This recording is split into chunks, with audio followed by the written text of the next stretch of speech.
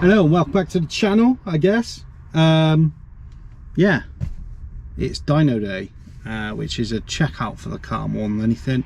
Make sure that it's running clean, not too rich, not too lean, and the timing's somewhere close. And we'll see how much power it's actually got. I'm here at the dyno. I'm just waiting for the operator guy to turn up. He'll let me in, we'll get on the dyno and we'll start doing some runs. Yeah, like I say, primarily we're here to make sure the car's running okay, that it's not gonna pop a head gasket anytime soon, or explode, or as best as we can check, and hopefully we can tweak the timing and stuff if we need to, yeah, just get a good baseline from the car. It is a bit of a mix up of parts that are in there. The engine is a 1397cc known as the C2J. It came from a Renault 5 automatic, and it should have had something like 67 horsepower from factory. With that, it was running a Weber carb and Renix ignition, sorry. So it was controlled to a point. We've kind of gone backwards to get it running in this car, so we've fitted it, I fitted it up with the points ignition that was on my original 1100, so the ignition curve on that Dizzy is probably nowhere near where it actually needs to be for this engine. Equally, we're running it on a Renault 8S Weber carb, not the Renault 5 Weber carb. It works well though. I mean, to be fair, I've potted around, I've poked it a few times, and the car seems to go very, very well. So I'm happy with it. I just want to make sure that it's safe. So yeah, get it on the dyno, we'll see how it's playing, and go from there, I guess.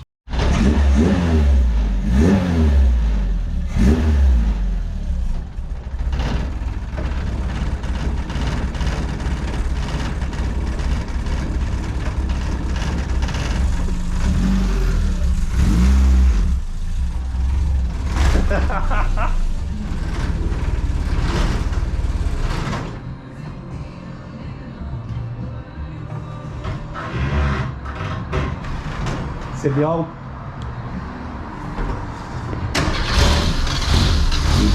How's the starter stick? Yeah, you can sort that out.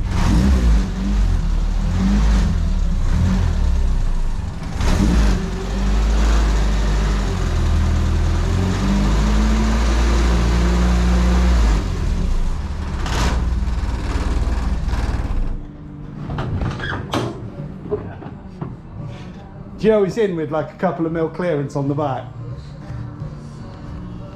It's funny as fuck. What's that? Yeah, fresh. Old Luke in the back there.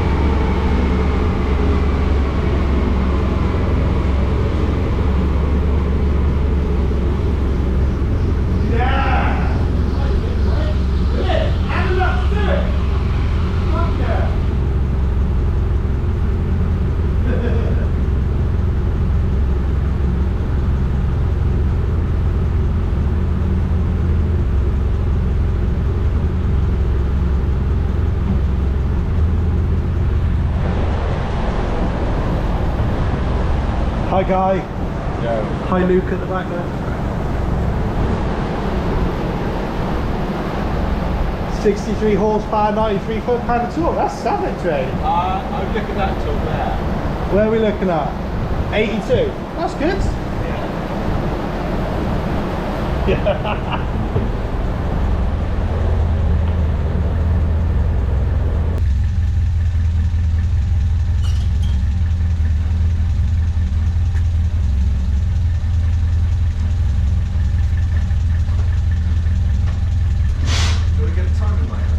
Could do, but I'm not sure what we're really looking at because there's no real mark. We'd have to put an arbitrary pen mark or something to go from. Wait, do you want to mark up TDC now?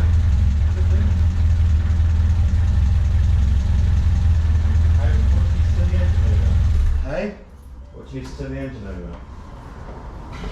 Nothing. You can usually do it on the fan or with a 19. Oh, we can just put it in gear and use the dyno. Yeah. Got like a white marker pen or anything like that. The only place you can really mark it is down there at the bottom pulley. See it? Or you just twist it a little bit and see what happens. Would you rather go from a mark? It's up to you, mate. Right. Up to you. If you're happy just twisting it, then... Yeah, which way do I twist it then? That way for a bit more? Ideally, we can still do it with the light to see how much we've moved it, but Let's get it. Let's get it. that one. Make a difference if it's 104? Not the TDC one. TDC is still the same. Yeah. I suppose it would be, yeah.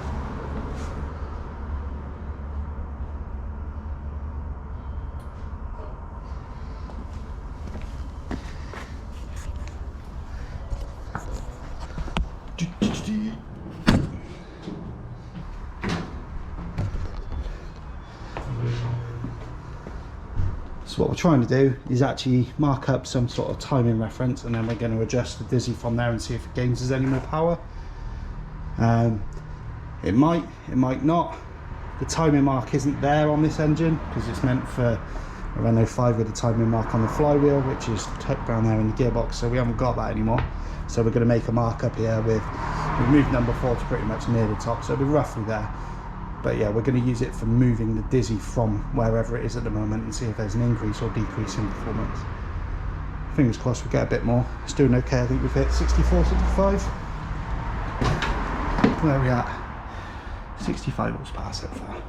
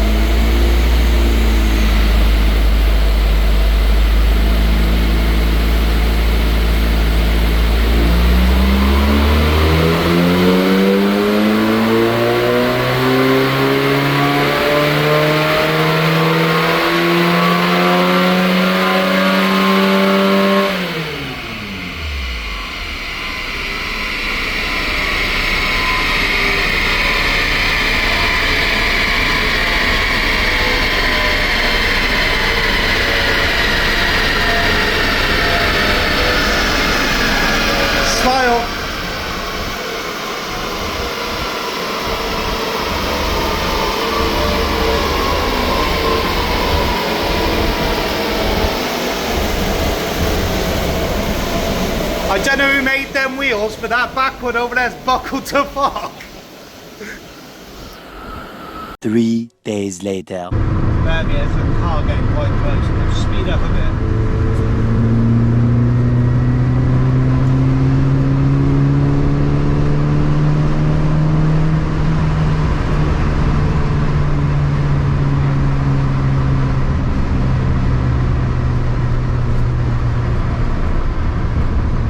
It's probably easier. I'll find somewhere quiet to pull over and then I can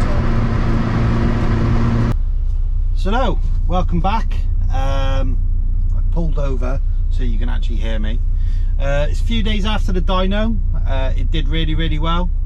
We went in, got some baseline figures, started adjusting the timing, basically just on the dizzy. Went in with 63 horsepower, came out with 74.5, which is great really, considering it's a throw together unknown engine, oddball carb, tubular manifold from the States. What else we got on there? And a dizzy from an 1108, which isn't designed for this car either. That's the dyno plot, just so you can see it. So not bad at all. What's it saying here? Torque, 90 foot-pound of torque, 74.5 brake horsepower. Pretty decent. Car goes very well. That puts us near 100 brake per ton based on the weight of the car. So again, it goes quite well at that. Yeah, it was a good day. The only issue I had afterwards was the old coil that I had on there on the way home after half a day on the dyno, driving it to and from work, just died on me. So was pulling out of the local superstore after picking up, I can't even remember what I went to buy, probably beer. Picked up, went to leave, literally as I was exiting the car park, the car spluttered and stalled. Couldn't get it to restart, didn't sound like it was sparking at all. Popped the lid, had a look, and the had a feel around them. The coil was too hot to touch. Generally they run quite cold, so yeah, had a quick look at it. It was an unbranded one. I've had it for years. It was something I had in a drawer, I think, and it looks like a Chinesian product. It had no weight to it. You could hear some oil sloshing around in there, but there wasn't much in there. There was a definite emptiness to it, shall we say. And I had an old one in the drawer, and I pulled that out, a Ducelia one, and that was like 3 times the weight.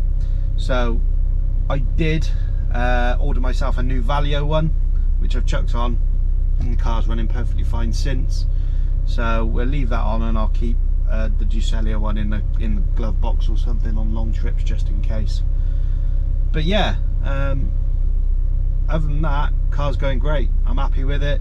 I think I'm gonna have to start looking at things like I don't know, uprated suspension, uprated brakes, and I'm not sure how long the gearbox is going to last with the way that I'm driving it. I should probably take it a bit easier, but the thing doesn't half launch really well now, and it sounds great. It sounds great. I have got a little blow. I need to have a look at it. I think I've got a little hole on the exhaust manifold for some reason, so I need to spot that back up.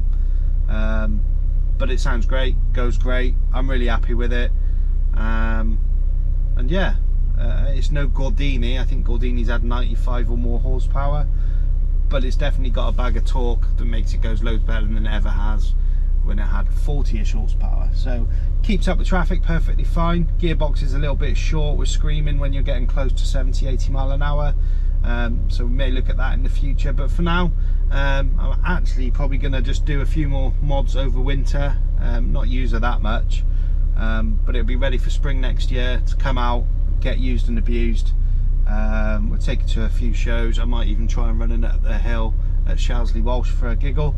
But I'll keep you updated in later videos. First up, or next up for me, is I'm going to try and do the steering arms and modify those, the ones that are on there, for more modern style ones, so that I can set the tracking and everything a little better and easier, and which should then get the front wheels pointing in the right direction.